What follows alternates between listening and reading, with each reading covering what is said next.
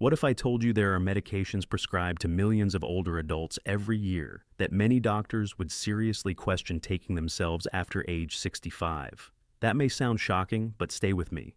Because after age 65, your body changes in ways most prescription labels never account for. Your kidneys filter more slowly, your liver processes medications differently, and drugs that were perfectly safe at 45 can remain in your system much longer at 65, 75, or 85.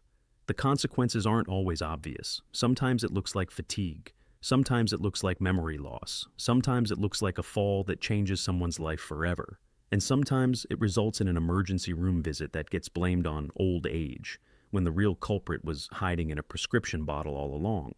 Today, we're going to discuss 5 commonly prescribed medications that raise serious concerns for many adults over 65.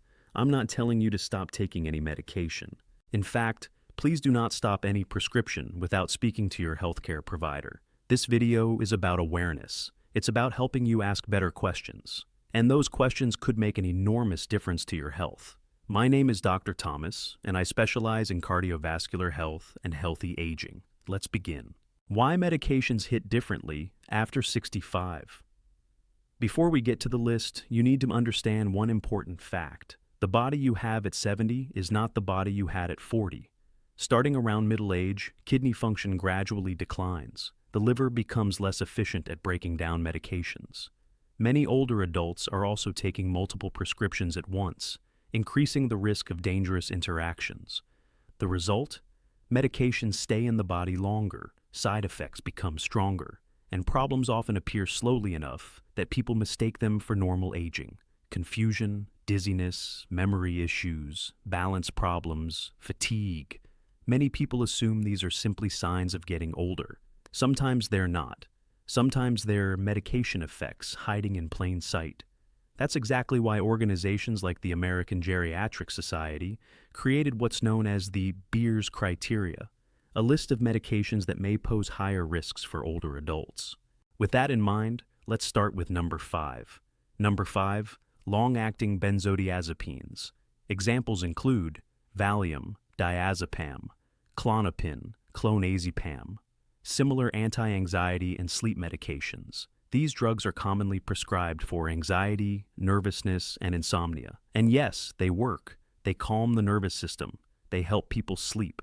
But here's the problem. In older adults, these medications can remain in the body far longer than intended. A dose taken on Monday night may still be affecting you several days later.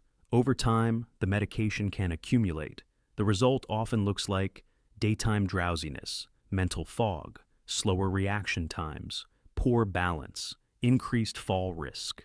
Research consistently shows that regular benzodiazepine use significantly increases the likelihood of falls and fractures in older adults. And after age 65, a single fall can change everything. I've seen patients who thought they were simply getting older, only to discover that a medication they had taken for years was quietly slowing them down. After carefully tapering off under medical supervision, many describe feeling sharper, steadier, and more alert than they had in years. Number 4. Z-drugs. Examples include Ambien, Zolpidem, Lunesta, Ezopiclone, Sonata, Zaloplan. These medications were originally marketed as a safer alternative to older sleeping pills. For some younger adults, they can be effective. For older adults, the story becomes more complicated. Common side effects include memory problems, confusion, daytime grogginess, impaired coordination. But there's another risk that many people don't know about: complex sleep behaviors. Some people have reported sleepwalking, preparing food, leaving the house, even driving, all while not fully awake and having no memory afterward. Imagine that happening at age 75 in a dark house in the middle of the night. The danger is obvious. If you're currently taking one of these medications, don't panic. But it may be worth discussing whether safer sleep strategies could help achieve the same goal with fewer risks. Number 3, glyburide. Now let's talk about diabetes. Glyburide has been used for decades. It's inexpensive, it's familiar, and it's still prescribed to many older adults. The concern is severe low blood sugar. Glyburide stimulates insulin production even when blood sugar levels may already be dropping. In younger people, the body often compensates. In older adults, those protective responses are weaker. The result can be prolonged hypoglycemia. Symptoms may include confusion, weakness, sweating, shakiness, falls, loss of consciousness. Many modern diabetes medications achieve blood sugar control with a much lower risk of dangerous hypoglycemia. Yet countless older adults remain on glyburide simply because nobody has revisited the prescription in years. That's a conversation worth having. Number 2, muscle relaxants. Examples include Soma, Flexeril, Robaxin, similar medications. Back pain is incredibly common after 65, so it's understandable why muscle relaxants are frequently prescribed. The problem is that these medications affect the central nervous system, and older adults are especially sensitive to those effects. Common issues include sedation, dizziness, blurred vision, dry mouth, difficulty urinating. Most concerning of all, falls. Many people don't realize they're sedated. They simply feel tired, heavy, slower than usual. That subtle slowing can be enough to increase the risk of a serious accident. And unfortunately, I've seen situations where a medication prescribed for back pain ultimately contributed to an injury far worse than the original problem. Number 1. Chronic NSAIDs. This one surprises almost everyone. Examples include prescription-strength ibuprofen, naproxen, Celebrex. These medications are among the most commonly used pain relievers in America.